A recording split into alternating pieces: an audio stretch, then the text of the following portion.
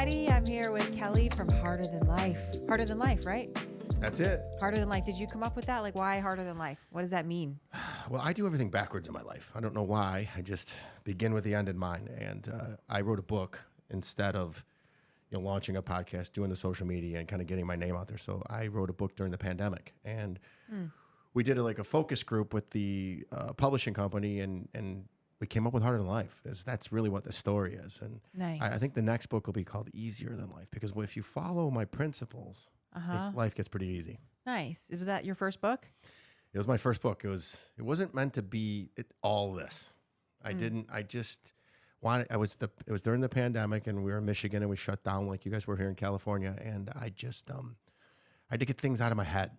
I at that point, I was about a year and a half, not drinking, no drugs. And it's and then I was alone, and my ex-wife and my ex-girlfriend got together and cohorted to take my daughter away. And I was alone. Oh. And I turned and looked I keep full bars in my house, and I went and looked, and I went, ooh, I could have a scotch right now. So you have a full bar, because I've seen this in your videos. You have a full bar in your house. In all houses. I have two houses. In your houses. And my boats. And they all have alcohol in them. And they've all had alcohol since the day you stopped drinking? Never changed a thing, except I just don't drink. What? You know what? It's really, I don't want to knock recovery, and I don't want. I just do things backwards. I went to the root and said, why did I drink? Why do I drink? And I solved that, and it was just a lack of love for my mother. And when I said, I can supply all this, I have zero desire to drink. Wow. And then I started, when I gave it up, life got so good. Well, first it tested me. When I lost my daughter, that was, imagine losing your son. It's not cool. And hurt people, and you're wondering why does that happen? And it's just God testing you, see what you're made of. And I could have turned and had a scotch, and nobody would have been the wiser. Yeah. But I knew, and I don't negotiate with myself. Yeah. And was it because of your drinking that you lost your daughter? No. I mean, what? Not to get too personal. No. You get as personal as you want, because somewhere somebody's listening to this that will help them. Yeah. Because it because of drinking. You can always root everything bad back to drinking. I hate to say that. It might not be the causation, but there's definitely a correlation. Yeah. Meaning, was drinking present when the bad things happened? Okay. We can all recommend that. But like attracts like. My daughter's mother, was a big partier with me, and that's how I met her. And when I went down the path of recovery and healing, she stayed the same. So when I was really, fit 2 year or a year and a half down that path, they said, let's try to use this vulnerability against them. And they thought wrong. And I looked at them both, and I said, if there's two people in this world that know that when you poke me and you test me, that ain't going to work out well for you. Yeah. And all I say is, if you knock me down, don't be standing there when I get back up, because I'm really unstoppable. Hell yeah. So what'd you do? I shut my phone off. And this was like at 5:01 Friday, March 20th, 2020. So that's when the whole world shut down. So I'm like, what in the hell just happened? I lost my daughter. My business just got shut down. The whole country just got shut down. And I was alone. And I'm looking at my scotch. I love my scotch. I love the taste of it. And I was like, yummy. So I literally just looked at it, and I said, nope, not today. And I went and grabbed a cigar. I have a humidor in my house. And I set my phone down. I jumped in my truck, and I just went for a long drive by myself. And I plotted my evil master plan of how I was going to take over the world. And here we are 3 years later, and check. And here I'm on your podcast in beautiful California. That's insane. So cool, though. It's adversity is here. It's on its way, or it just left. Yeah. So all that was tested. And you know what the funny thing is? 2 years later, so I lost, or my biggest customer ended up going out of business or leaving at the same time. So I'm talking 4 or 5 things happened right at the same time. Could have sent me down a spiral, and 3 years later, many of the same things happened again. My staff, I had a meeting, and like, hey, our biggest customer left again. They're like, no problem. You built it back just like that last time. Yeah. We're not even worried. You didn't even have to have this meeting. So if you do the work, it's just God teaching you to trust yourself and be resilient and understand that this stuff's going to happen until the day we die. So enjoy it. Yeah. It's marry the process, divorce the outcome. And it's hard because we're all we're taught to be reward. If I do this, then I get that. No, it's the person you're becoming. And for me, drinking, and I don't know how it was with you, I hated the person in the mirror. Skin was all blotchy.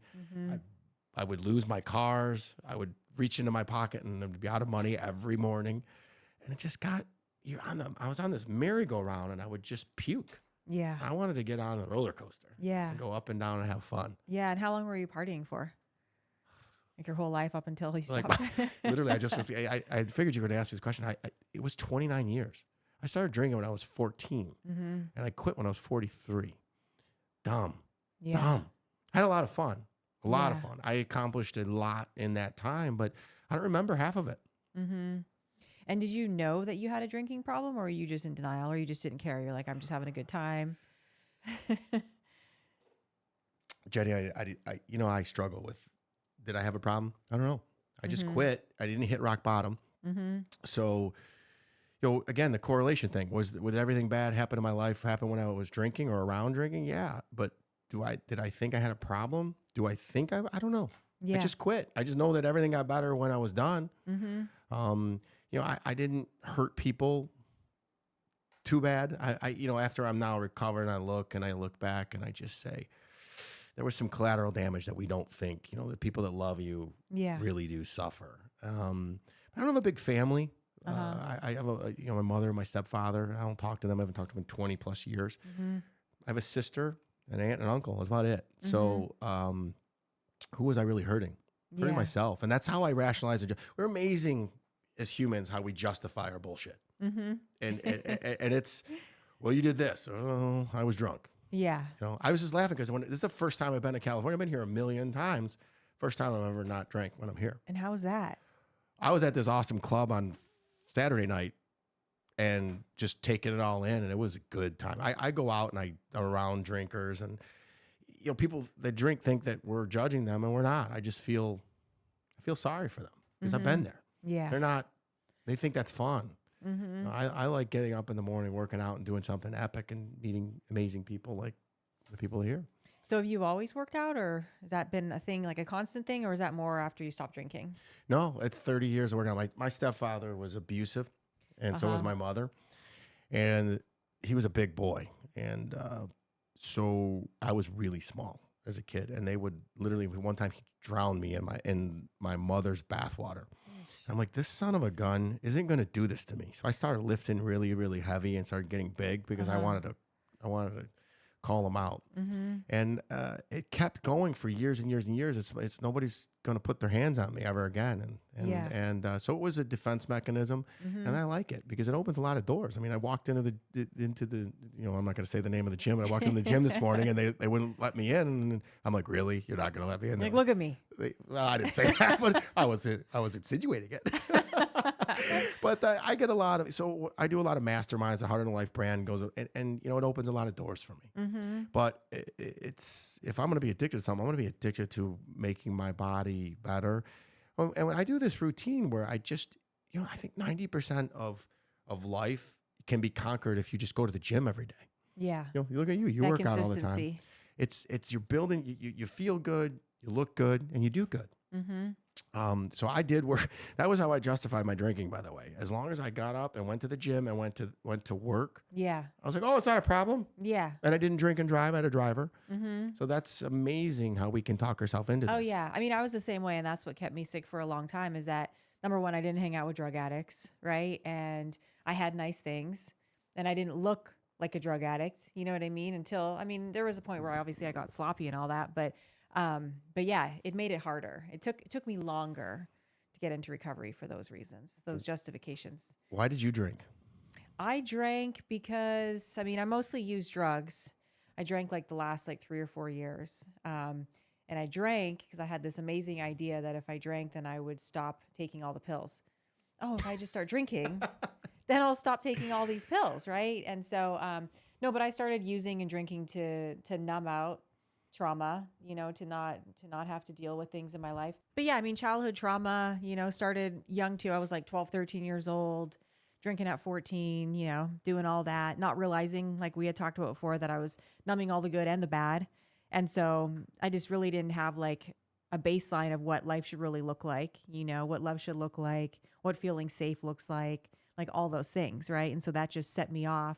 And I didn't really think I had a problem. I was just partying, especially as a teenager, just having a good time. Then I came out here at 19 to live the Hollywood dream and was just off and running, doing all that. And I didn't really think I had a problem until I tried to stop. And then I tried to stop taking all those pills. Doctor prescribed it first, right? And another justification, by the way. Another justification. It's prescription. It was always a It's only justification. Prescription, it's Adderall, it's not meth, right? Oh, I don't use needles, right? So it's like, it's okay. And then I tried to stop one day and I was like, oh, wow, this is gnarly. But still, I was in total denial. It wasn't like, oh, wow, I'm going to go into withdrawal. It was just, well, I guess I better keep taking all these pills and I better make sure that I'll never run out and I better make sure I have extra, and that's how it went. And then it was like, all right, I need to get off these pills. I'll start drinking and get off the pills. Was it always Adderall, or was there other drugs? No, it was did Adderall. You do Vicodin? It was Adderall, Xanax, and Norcos. So I was taking 17 milligrams of Xanax a day, 40 Norcos, and a massive amount of Adderall at my highest. And I did that for like over 12 years. So up and down, up and down. What were you trying to do? Cancel each other out? All day. Yeah. It was like I'd get up and I would take Adderall and pain medication. And then I would take like Xanax throughout the day to balance it out. Now I know this is about me, but I'm so fascinated by you that's because fine. you're amazing and you're remarkable, and I just have many questions. So, did the blonde beautifulness have anything? Did it have anything to do with the limiting beliefs that I'm not lovable? I'm not, because it sounds like you have a very similar backstory to me. Did you? It wasn't that. It was that I was abused as a child by a family member my whole entire childhood. So like from 3 years old to 12 years old, I was sexually molested by a family member. So like that's where that all came in. And then after that, I was over sexualized and I was always just this, like people didn't really know me, who I was on the inside, right? And I wouldn't let anybody in. I had huge walls up most of my life. So that's what led me on that road, and then with not doing the work, it was, one bad relationship to another, and not realizing my part in any of it and being a victim instead of being a survivor. It was like, oh, fuck, like, why do I keep ending up with these dudes and these situations? And oh my God, these horrible things keep happening to me. What is going on? With like no insight, self-awareness of my part in it because of my trauma, because I'm putting myself in these situations, because I'm over-sexualized, because I am just on so many different drugs. It was just a recipe for disaster. So we have to stop right there. So what? Because this is a story for everybody. Yeah. Where did you realize, and what did you do when you realized it was you? You were the freaking. Well, I didn't really realize that I was the problem until I was probably 6 to 12 months sober. Like I knew I needed to get sober, right? Because I was so down that road of like getting, like I was anorexic skinny. I had lost my gallbladder. Like it was life or death at that point. And I knew that I was going to die if I didn't get sober. But like my first, literally, and I talk about this a lot on the show, my first 5 years, I have 7 years now, my first 5 years was like a spiritual rebirth into going back to who I really am and understanding myself and learning how to love myself and learning how to like overcome those behaviors and do these things. What are we looking at right now? I'm going to show you just spurred something. I'm sorry. Like, I'm are not you going to press record? No.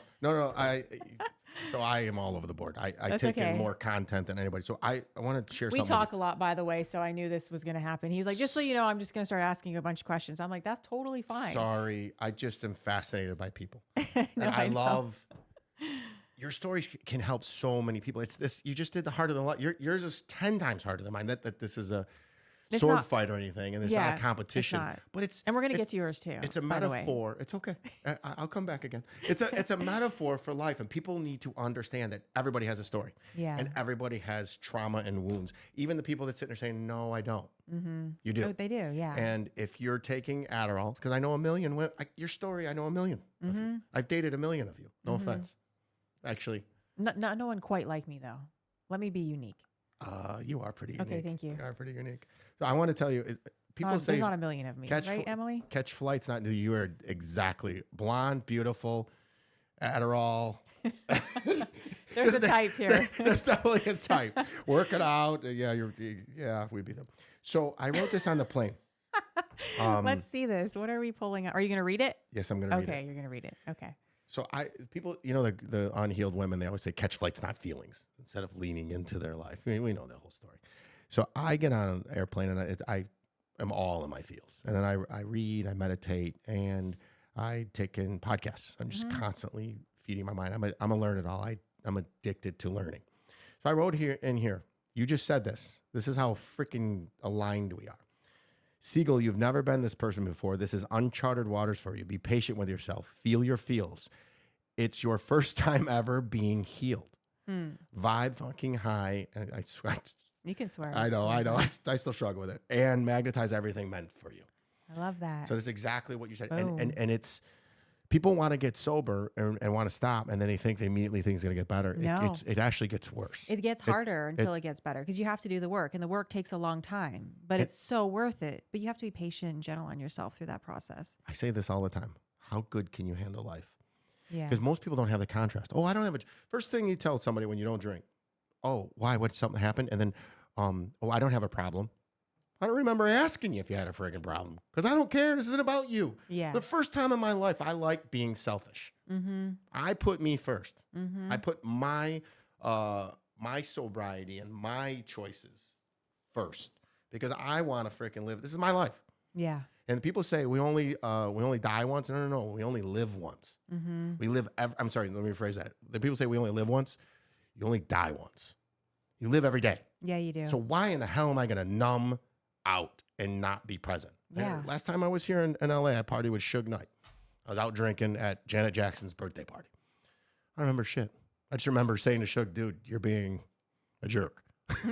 That's it. Yeah. Everyone's like, were you afraid? No. I was drunk. I didn't care. Yeah. So I love to feel all of it now. And same thing. Like I look back on my 20s and even my early 30s, and half of it, like I can't identify any feelings with you know what I mean, with situations. I'm like, fuck, like I can't like identify a feeling in that situation.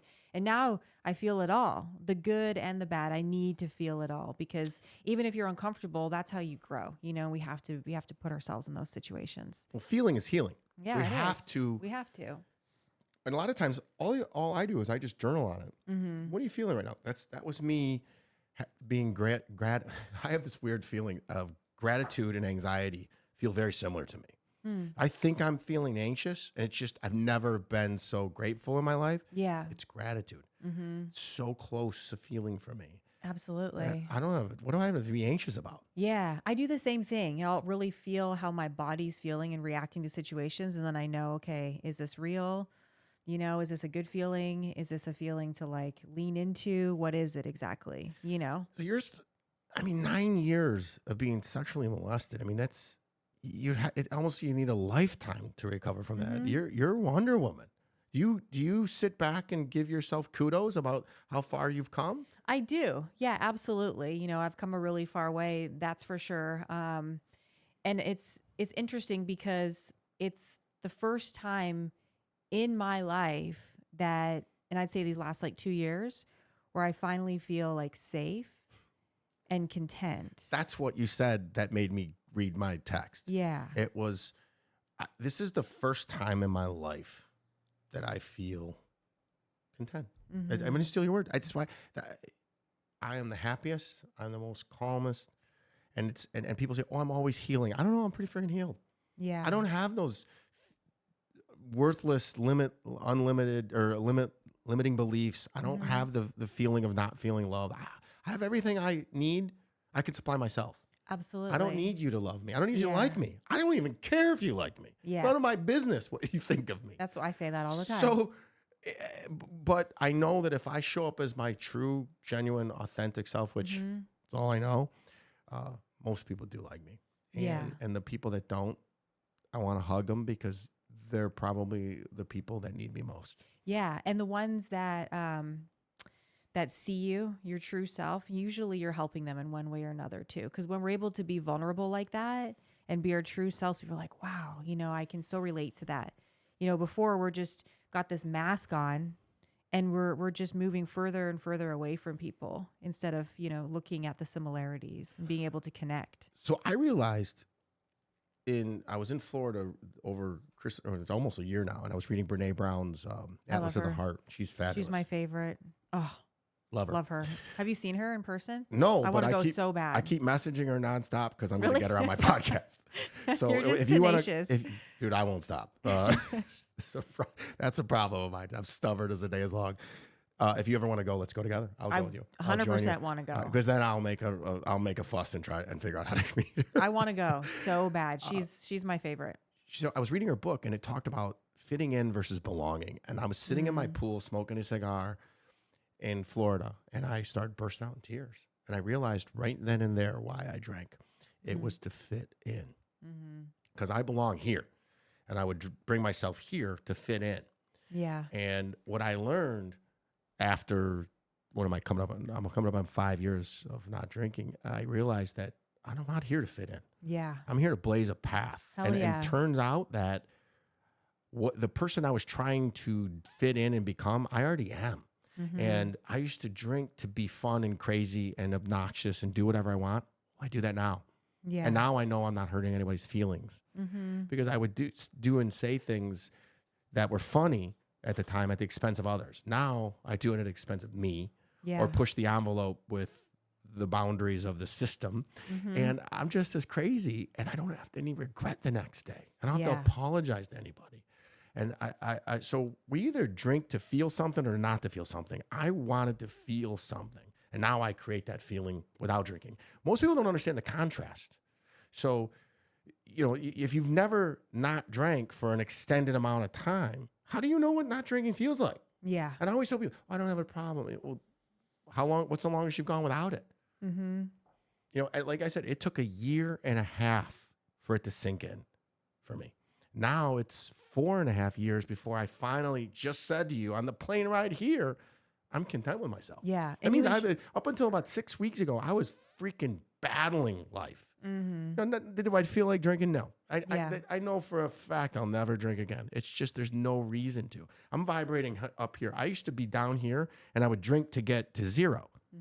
Now I'm at 10. I'm not going to bring myself to 8 or 6 or 5 or back to 0. That's just crazy. Yeah. And that's what alcohol does. Yeah, Most people are coming up. It'll bring me down. Yeah. And you enjoy your own company now. And that's such a hard one for people. Like, it's one that I really struggled with for a long time, being able to be alone and enjoy my own company. Because you'll go out alone and all that, right? I'm weird. I prefer to go out alone. Yeah. Because I do stupid things still. I make bad decisions. Like what? Tell us some of these bad decisions. I end up with wrong women every once in a while. I was Okay. like, what did I do? I walked away from one last night. This intoxicated people. I'm like, what is going on here? I mean, will you date a girl that's not quote unquote sober? Like, if someone parties and drinks and all that, like, does that bother you, or do you not mind? Nothing bothers me, but I will tell you this much. I have learned through the last relationship that I was in that I cannot date someone who gets drunk. If you want to have a glass or two of wine or 1 or 2 drinks to take the edge off, quote unquote, which I still think is bullshit, but I'm going to let them have it. I am okay with that. But if you're going to get intoxicated, that means you're masking something, and I am going to freak you out. Yeah. Because immediately I'm going to pick up what it is. I'm not a therapist, but I could play one. I've done so much therapy. I do these things where even when I'm not feeling anything, I just did EMDR therapy because I wanted to understand it so I can have a conversation with you about it. Okay. I literally was just talking to someone about EMDR yesterday, suggesting they should do it. I called it a Did you mind like eraser. I loved it. Yeah. So, it's like working out. What exercise do you not like? I don't know. I like them all. The ones that suck the most, ones I kind of like. Mm-hmm. So EMDR was actually uncovered one more thing that I thought I had healed. Which and was? It was my mother at 9 on my 9th birthday beat the living crap out of me to the point where I almost died. And my sister had already left the house, but somehow came to spend the night with me. My mom came home drunk and literally almost killed me. And I thought I dealt with it in talk therapy and in hypnotherapy, and I did. But that particular one, like we were doing the EMDR, and I was coming up. I was about to break the freaking computer, and it just was like, oh, something's unhealed here. Mm-hmm. And what you'll get a kick out of this, Jenny, is so I was dating this girl who was a drinker, and I'm like, wait a minute, somebody snuck in that shouldn't have been here. And I'm healed. This isn't the type of person that I should be with. Why did I choose this? So major self-awareness. Like, what the heck happened here? Yeah. So I started EMDR, and I'm like, there's something wrong here. I shouldn't be attracted to this. Mm-hmm. And after about 6 sessions, I got to the point of my mother, and I was trying to get my mother to love me. And that's what this girl was. So it's just crazy. Your mind is crazy. It doesn't make any sense.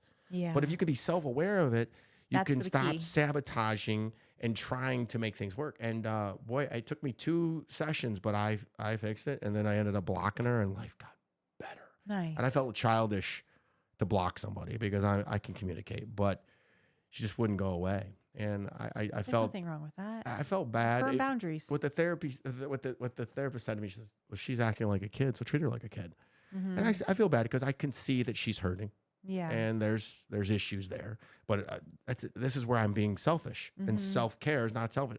I did the work. Yeah. She's not. And eventually she will, or she'll suffer the consequences that we did. Yeah. And she'll get there. There's a time and a place. So long answer to your short question was it just won't work. Am I a hard boundary? No, not at all. Probably because I'm still stubborn. Yeah. Because the dating pool becomes small. Yeah. And then people that are in recovery, some people in recovery really, really, really are battling it. You could tell me I'm not in any, I don't fight. I'm in the living my life phase. Well, and I would think that maybe you knock heads with a few people, not that you necessarily care, but with that, the AA community, the 12-steppers, because you're not a 12-step person. I inadvertently, as I've learned the 12 steps, I inadvertently worked them by myself without knowing it. Yeah. I made amends. So I also think I wasn't powerless over alcohol. I just would get bored and I would drink. There was obviously, if you can walk away, and I'm batting 1,000, Jenny. I didn't go back. The day that I said I'm done, I set it down. I never touched it again. And so the whole definition of AA, admitting you're powerless over alcohol. Well, if I was powerless, why did I walk away from it so easily? Yeah. Easy in relativity. So right. It was not simple. It was what came after it. So most people do it the other way. They think, okay, I have these issues and I'm using alcohol to mask it. I just said, I have to stop this alcohol, and all the issues came out and the emotions came out. And I remember 2 weeks after I quit, being curled up in a ball on my freaking couch all alone, crying, just emotions flooding out of my body. 43 years. Getting beat as a child. My parents were drunk and never around. When they were around, they were beating me. When they were not around, they were out drinking. Yeah. So there was nobody to cry to ask for help. It was suck it up, buttercup. So what did I do? I drank. Yeah. I was my own best friend. The bottle, Jack Daniels. No, not Jack Daniels. I like Scotch. So Scotch was my friend. And I, built a tolerance and was like, no, tomorrow, 220 pounds of solid muscle. I could drink like the best of them. But, you get me moving in a direction, I start wobbling all over the place. It's a disaster. So I'd never say never, but, we'll see. That's the last thing that eludes me is love. And what do I ruminate on all the time? Love. That mind, man, it's crazy. Your mind is a magical line. It just keeps freaking going. And every morning I wake up and I think about it. I go to sleep and I think about it. Wait a minute. How the hell am I single? Do you find that you attract women that need fixing? I did up until recently. Now I won't even make time for it. I just did you recognize it before? Yeah. That felt good, and which is kind of like the same high. Yeah. And now it's like, it is a turn off. Absolutely. And you don't talk to your mom at all? Nope. How long has it been? 20 some years. She, I heard through my mother or my sister, who keeps in touch with her, and said that she was wanting to sue me because of my book, because Oh, wow. I didn't rip her. I just told the truth. Yeah. And she wanted to sue me. And my sister said, well, he's a pretty successful IT guy and he's got a team of lawyers. Don't you think that they look through this first? Mm-hmm. And I was like, yeah. And then in this next breath, she says, do you think I can meet my granddaughter? And my sister looked at her and goes, I'm going to answer for Kelly and just go, no. Yeah. And my daughter knows we're very close. So she knows everything that my mother did. Yeah. And so she doesn't want to meet her. She's like, I'm good without her, Dad. Mm-hmm. Like, what benefit? And that's part of what a toxic relationship is. It's you keep going back and expecting something to change. It doesn't. So It doesn't. I kept going to my mother and my stepfather, and I'd leave their house feeling like shit. Mm-hmm. And everybody tells you, oh, you got to be, you pick your nose, but you can't pick your family. You got to be, you got to mend it. You got to, I've forgiven them. Yeah. And part of my forgiveness is stay the fuck away from me. I wholeheartedly understand and I will see you at your funeral, and that's where I will make my amends. Mm-hmm. I don't want them in my life, and I'm unapologetic about it. And that's okay. That's absolutely It's okay for me. Yeah.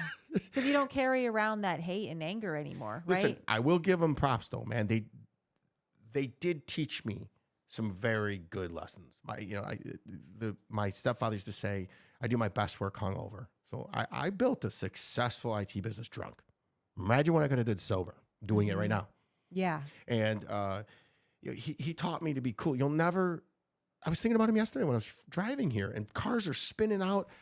I'm just as calm and as collected and as cool as the other side of the pill. The whole world could be freaking collapsing. I learned it from my stepdad. Yeah. Now, I don't know if it was because he was drunk all the time. Mm-hmm.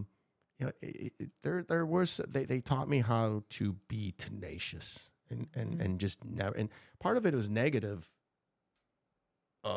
positivity, I guess I would say. Like I didn't want to be them. Mm-hmm. So that's why I love the crap out of my daughter. She goes without nothing.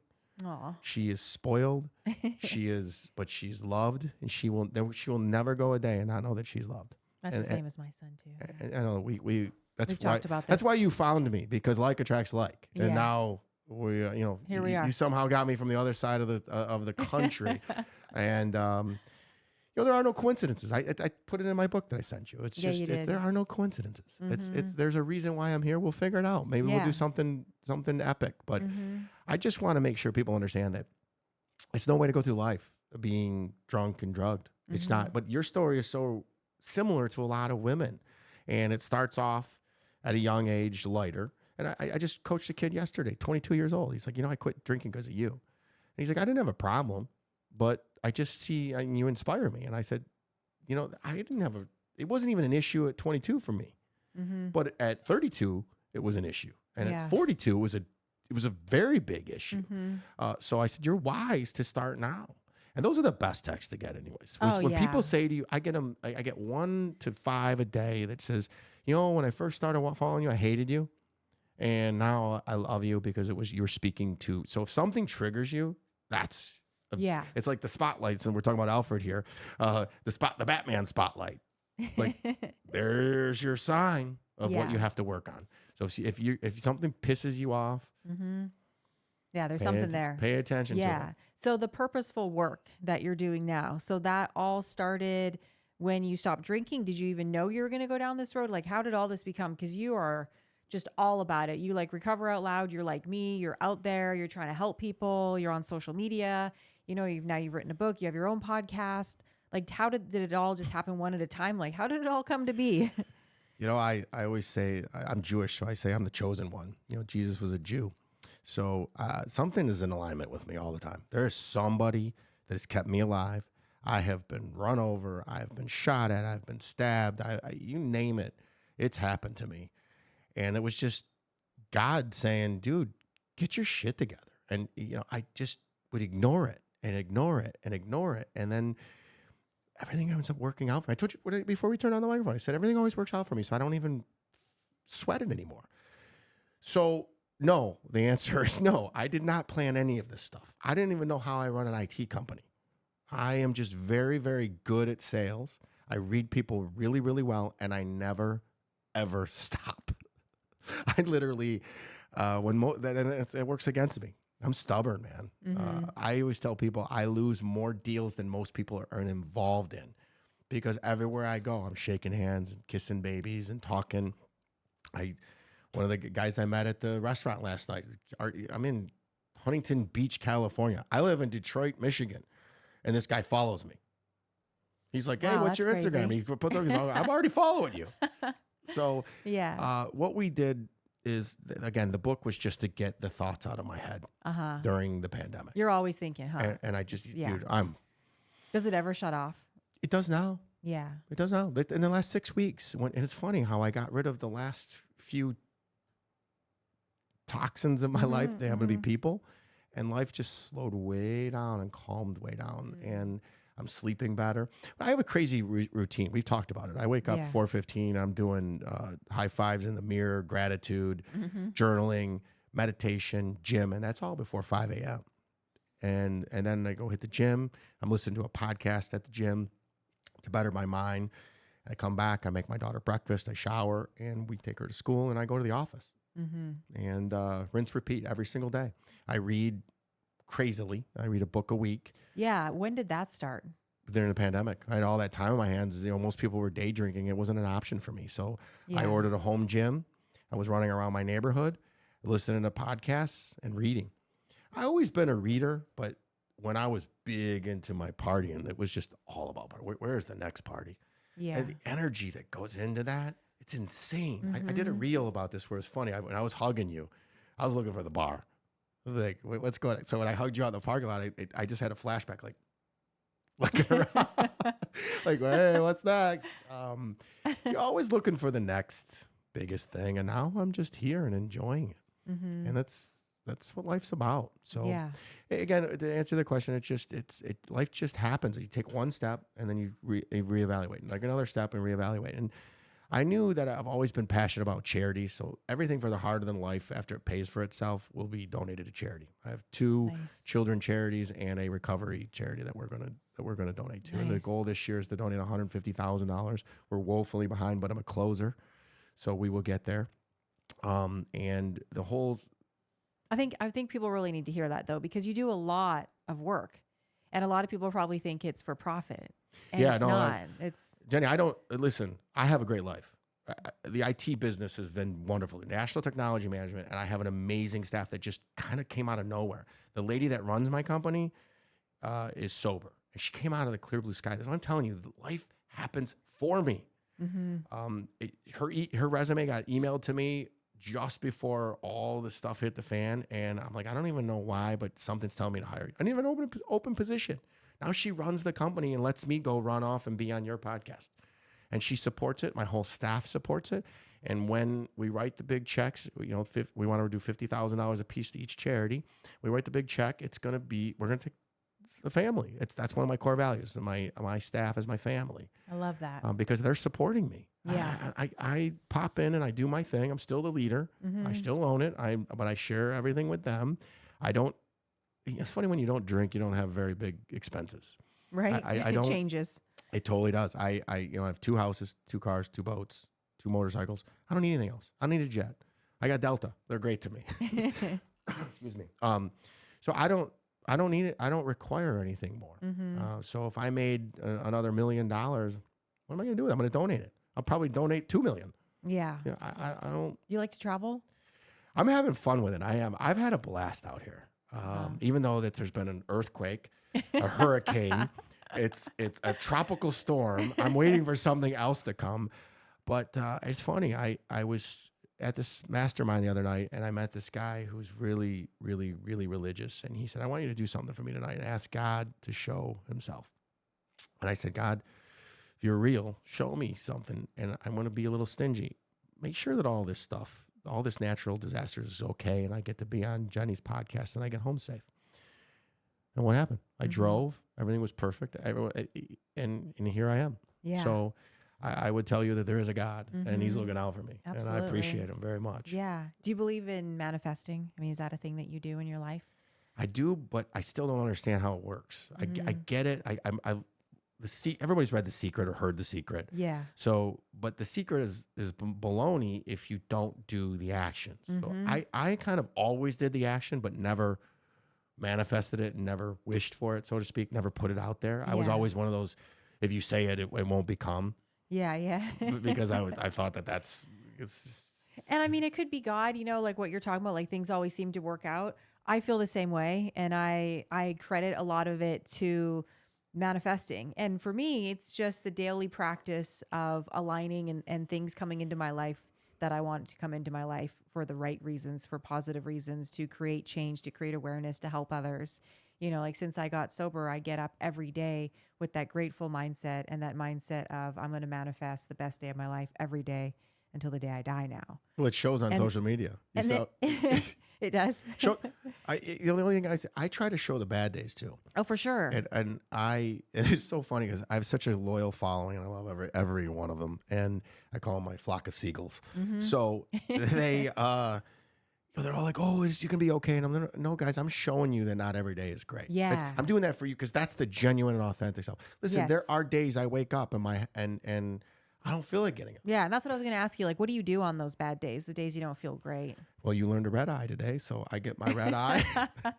I caffeine up extra Crackhead hard. coffee, guys. Yeah, I caffeine up extra hard and put my freaking big boy pants on and go. I don't negotiate with myself. It's not an option, and it's almost a little bit psychotic. Like I don't miss a day. I work out 7 days a week. The only days I take off is if the universe gives me a day off, meaning I absolutely cannot get there. I have I don't drink, so I'm a king of 6 a.m. flights. So I was out at the LL Cool J concert on Friday. I was out till 12:30, and went to sleep at 1 and woke up at 3:30 to go to the gym or Jesus. to get to the airport. I didn't get a good night's sleep last night, and I'm literally like, It's because you were excited to see me. that's it. It just kept me up the whole entire night. I have that effect on women. Be careful though, because if you like me, then it's probably you're not healed. So it's not. Oh, I'm fucked. I'm kidding. No comment. Just joking. And there we just went downhill. And that's a wrap, you guys. We're taking a leave now. So your recipe for success, though, because we were talking about it before we started. I said, hold that thought because I want to talk about it on camera. A lot of people don't have mentors. They say, man, I wish I had have heard that when I was younger. I wish I had known, to follow these steps. Like, what are your suggestions? Like, what has been your recipe for success? Well, my recipe for success has been make a lot of mistakes and make them so many times that I was just stupid not to learn from them. I'm stubborn. I learn everything the hard way. I used to, not anymore. I'd have to get hit in the head 1,000 times for like duck, Siegel. It's not that hard. So I was wanting to talk to your son today and tell him that very thing. Listen to people when they tell you how to win. I was stubborn. I didn't think anything. Listen to anybody. I remember going to college and my uncle driving me to college because by this time my father had already died. He died. He was a heroin addict and then quit heroin and became a drunk and then drank himself to death at 46. Oh, wow. I'm sorry. So I watched and no, everything happens for a reason. Yeah. There's a reason. I walked in and I'm shooting up. That was I just really thought about that yesterday. I didn't even work on that, how I felt in EMDR. I'm going to, when I do a check-in with my lady, I'm going to bring that up because that was a weird feeling at like 10. I think it was 10, 11. And I didn't really unpack that. Anyways, I digress. What was the question again? I'm thinking about my dad shooting up and I'm like, I just forgot. Your what recipe I was- to recipe, success. yes. Yeah. So, excuse me. What I wish is that somebody like me would have come to the 15-year-old Kelly and said, hey, work out every day or as much as you can. Take this creatine, do this, this, and this, and give me the blueprint. Would I have followed it to a T? No, but I would have. And then that person would have stayed in my life. Usually, guess who that usually is? Is your father. Well, my father died. My stepfather was a jerk. So I didn't have role models. And then when I had this chip on my shoulder, and then when people did try to help me, I wouldn't accept it. So what I wanted to say to your son was, hey, follow me, and I got you. And watch mom, because she's a badass. And I tell this to my daughter. happiness is an inside out job, not an outside in. And in today's world and social media, Oh yeah. it is a mother. I look at her False text sense of messages, reality. and you're in a unique position because where men get their life from is from their mom. Girls get it from their dad. So my daughter and I are really, really close. So she doesn't get into the drinking. She's not into the drugs. But even though all the kids at 14 already I are, know, it's it's crazy. unbelievable. Yeah. So we do this little thing where she drops a pin and I know to come in quiet and just pick her up. And she uses a code word. And we do all these things. And I just go, I keep coaching her because I want her to say, hey, be a leader. Mhm. She still hasn't been able to do that. She still kind of, I hear her following, the herd. And I said, man, go the road less traveled. It is, first of all, there's not as many people there. So you don't know what messing up looks like. It's easier and it's more rewarding. It's just so hard with teenagers. I feel, because I was the same way. Like I look at my son, I try to talk to him and he's pretty good. He listens a lot. But like I think about when I was that age, there was just no fucking talking to me. I was so stubborn, and you feel like you know everything when you're a teenager. Well, it goes on until you're probably 30 or 40. I thought I knew everything up until probably like 2 years ago. And now we go the other way. I don't know shit. Now I'm like, I don't know everything anything. I And I'm thought I okay. knew Yeah. is everything I thought I knew was wrong. But isn't that such a freeing space to be in? Because you can just have peace of mind going, it's okay. What is that called? That's your ego. Your ego is to keep you safe. But I got a news flash for you. I don't need to be kept safe. I'm here with you. This isn't my childhood rearing. So I use this analogy. So we didn't have food in the house because my parents were drunk and they didn't. To this day, if I had a conversation with them, how did you think I ate? There was no food. So whenever I get hungry, to this day, I am 47 years old. I make plenty of money. I can do and have it delivered right here, right now. Any restaurant we want. If I get hungry, I start getting like that little kid that didn't know where his next meal was coming from. But I'm able to recognize it, feel it, and say, okay, but you better feed me. So I keep protein bars and protein shakes everywhere in my office, all around the house. So because I don't want to feel that feeling. And I cannot shake that, Jenny. That's the one thing I can't shake. That's why I asked you the question about the 9 years of, yours is 1,000 times worse than not eating. So just make sure that it's a lot of work, right? Like you say you've done a lot of therapy work. Like what type of work have you done on yourself? Well, I did talk therapy for years. And the guy said for 9 years, just quit drinking. That was just quit drinking. And I didn't, what's the problem? I was in denial. What does drinking have to do with anything? And little did I know that, my drinking and drugging and, I was a drunken whore, so I kept being drunken whores. No disrespect to any of the ladies. You guys are all wonderful. I love every single one of you, but not for me anymore. Yeah. And so I would just, it's just not what you want to do anymore. And you like attracts like. So if I'm going to vibrate at a high level, I want to attract people that are vibrating at a high level. And I feel like as soon as I understood that, I started aligning with all the right people. Like even recently I made like a huge change in my life. I ended a long-term relationship, career change.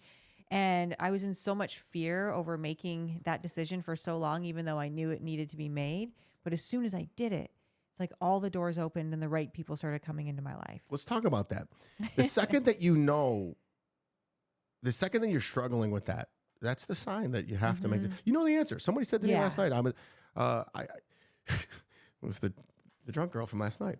She says to me, she's like, I'm seeing this guy and he told me that he's successful and he lives with his mom, but his mom lives with him.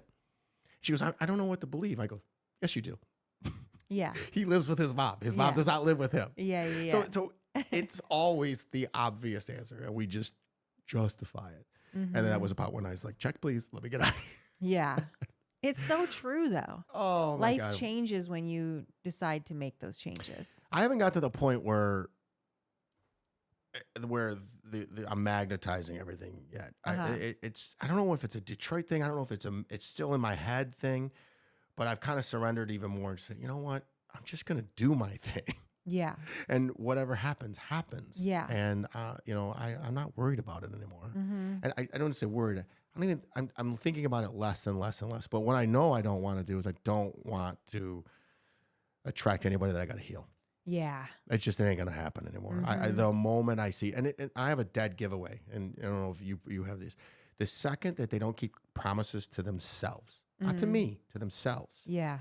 Like, are you going to the gym today? And they go. Mm-hmm.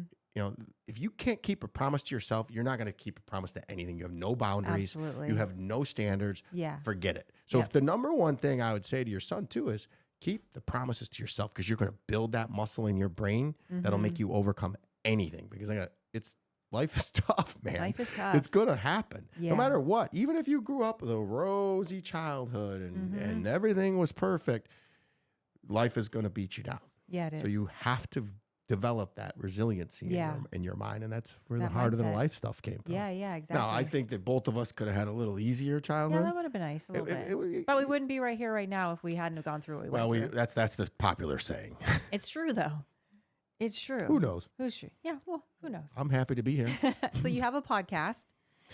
Yeah, he's got this thing called the Harder Than Life brand just kind of resonated ever. So I got a podcast called Harder Than Life. It's available on Spotify and iTunes and YouTube. Trying to pump up the YouTube channel. I keep forgetting about that. Are you bigger on YouTube than anything else? That's one of our main things. We've been working on our YouTube for like a month now, like a month. Yeah, so very fresh. If people are listening to this, they have to realize how beautiful you are. So go to YouTube. Well, thank you. And watch how beautiful she is. So yours how long have you been doing it for? We just recorded episode 42. So Okay. I started in January 31st. So the book launched on January 31st. The podcast launched on January 31st. And you asked me this question earlier. I didn't know it would turn into all this. I mean, since I've launched it, we've quadrupled our followers. Nice. On Instagram. The YouTube channel is going up. We're about to assign some sponsorships. We're launching I have a mouse in my pocket. I don't know what I'm talking about, but I have a team of people helping me. I don't do anything alone. I'm about to launch. I was going to do a fitness app, but it's kind of morphed into a fitness, nutrition, / personal development, positivity portal. Right on. So I'll be launching that. I'll be figuring that out very, very soon. I think that might be the quickest way to monetize, to be able to go to, to make our charity donations. So, okay. And do you do coaching like for fitness and nutrition and all that, health and wellness? I mean, so you just asked me a tough question. I do not, because I have the one thing that did come that's positive from my childhood was that I have this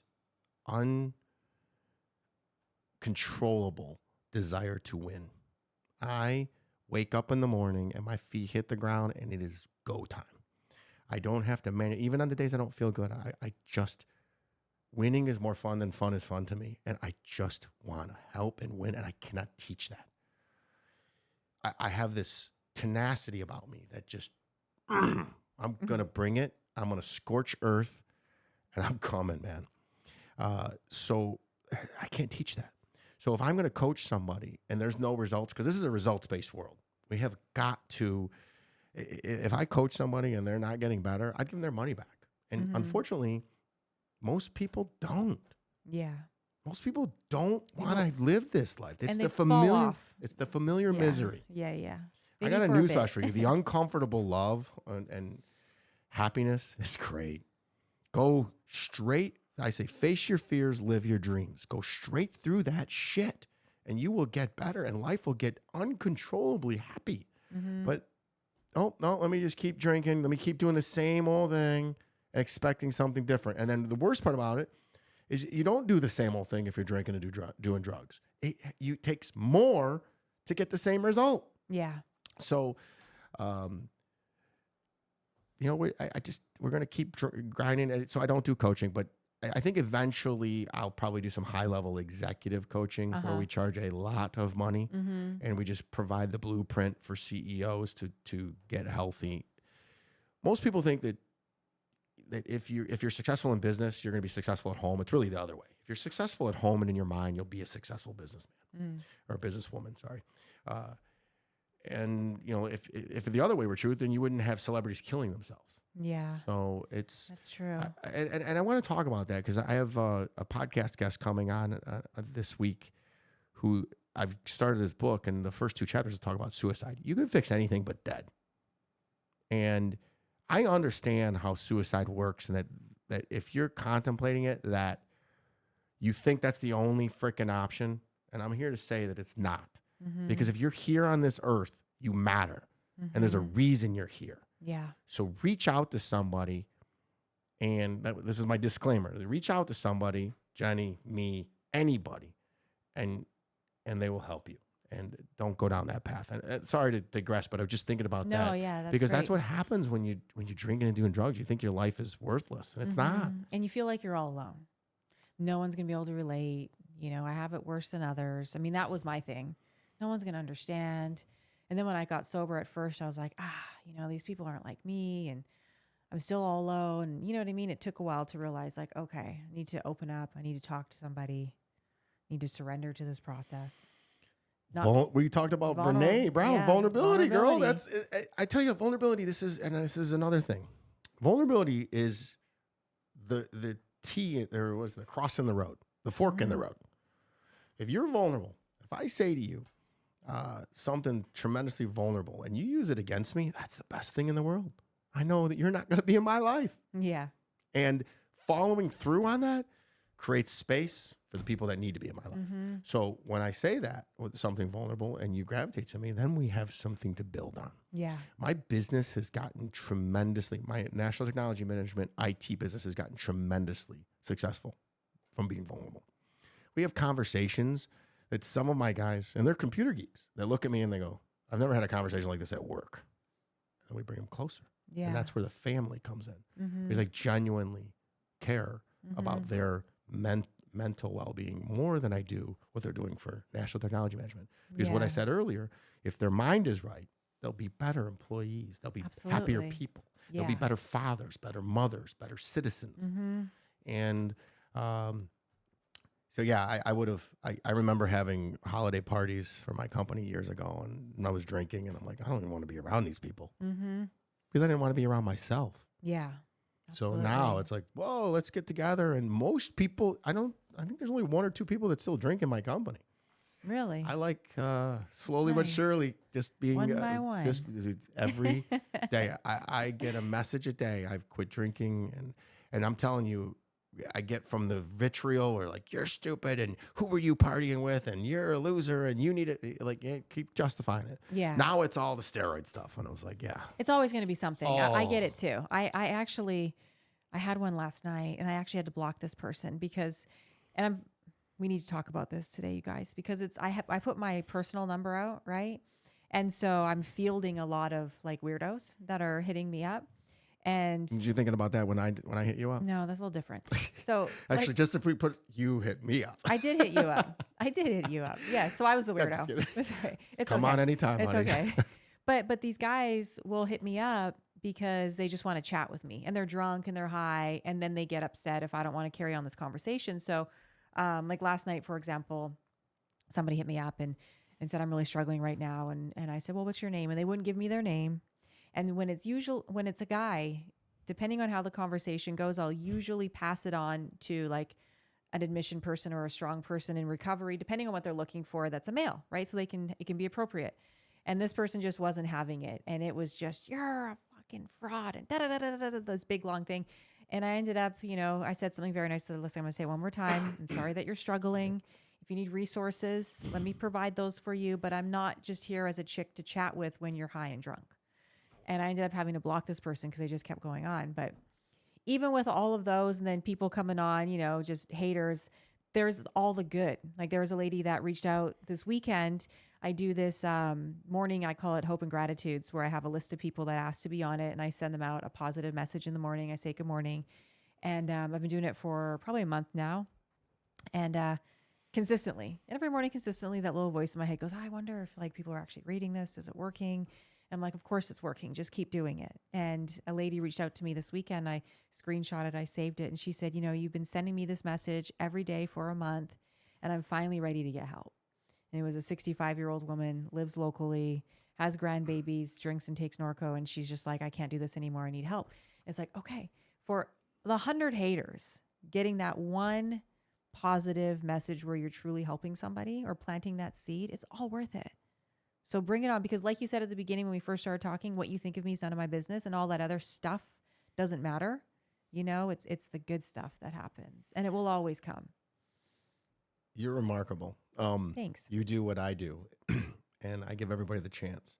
Mm-hmm. So I take the weirdo calls too, and you know, I've talked a couple of people off the ledge. Mm-hmm. One on New Year's, I was in Florida with my daughter and all my neighbors and my family, and I looked down and I got a message, and I don't see my notifications. I turn them off, and it was somebody that was going to commit suicide, and I took their call and I talked them off the edge, Wow. and it was, and I've checked on them and everything is good now. So Yeah. but then I get some people that, you know, and unfortunately, I've been in the IT business, and my number's been out there for 20 years. So You get there's all the nothing I can do. calls. I get all kinds of calls, and but I set fairly good boundaries really fast. It's somebody called me on a Saturday, and he's like, I need help. And I said, hey, listen, first of all, I'm not a coach. Yeah. Second of all, this is my weekend, Yeah. and I need to recharge because I pour into everybody. Mm-hmm. And I use my weekends to recharge. I don't go and party and get hammered and deplete myself. I remember my boss telling me that 20 years ago. He's like, you should use your weekends to recharge. And I didn't know what, I'm like, you're crazy. Huh, That's what I was does that doing. mean? I was partying. That's fun. That's what I Yeah. do. So now I have Siegel self-care Saturdays. I was just going to ask you about self-care. So I get I go and get my nails done. I go to the gym. I go get my nails done. Nice. And I just take a day to do as little as possible. Mm-hmm. And it's hard. It's hard because my mind is always going. So I recharge on those days. Yeah. And, but I also look around and smell the roses. And some of it is being here. Some of it is, it's a Monday. I'm here on your show. My staff is working their took us off this morning and making sure that the IT company is running, and I'm in California. Yeah. So self-care is very important, but somebody said to me the other day, like, what do you do for you? I said, I read. No, you're always reading to help people. Guilty. What do you do? Or I said, I work out. No, that's your shtick. You're six pack and you're freaking buff, and you teach people to be consistent and disciplined. I smoke cigars. They're like, well, I'll give you that one. So I've been trying to figure out times, and the two things that I like doing that really would make me relax is anything that is on my boat or on my Harleys, when I kind of got to pay attention. Yeah. And the wind blowing through my hair, and that's what allows me to just do nothing. Yeah. I don't do it very often, but when I do, it really relaxes me. So that's about the extent of my self-care.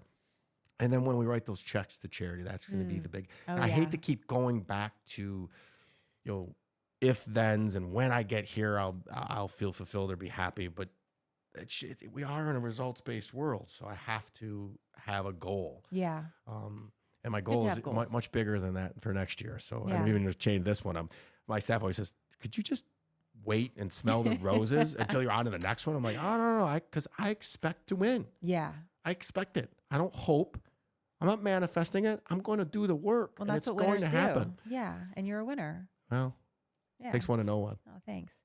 Final thoughts. What would you say to somebody out right there, right now, that's struggling? First of all, I love all this stuff. Everything is love. Love everything. Tell the truth. People can deal with the truth. I can help you if you tell me the truth. Everybody's in a struggle. So be kind. There's no sense in being rude. All it says is that you're unhappy. And I wake my daughter up every morning and I tell her it's time to be awesome and kind. Every morning. And in my bathroom, it says, love everybody and tell the truth. And it sums it up everything in 2 sentences. I love that. And live your life, man. It's meant to be, they say every day is a gift. So be present. Yeah. It's simple, but yet not easy. It's not easy, but that's very good advice. Be present, be kind, be awesome. All right. Well, thank you for being here. It's been a blast. Thank you for Awesome. having me. Thanks, you guys. We'll see you next time.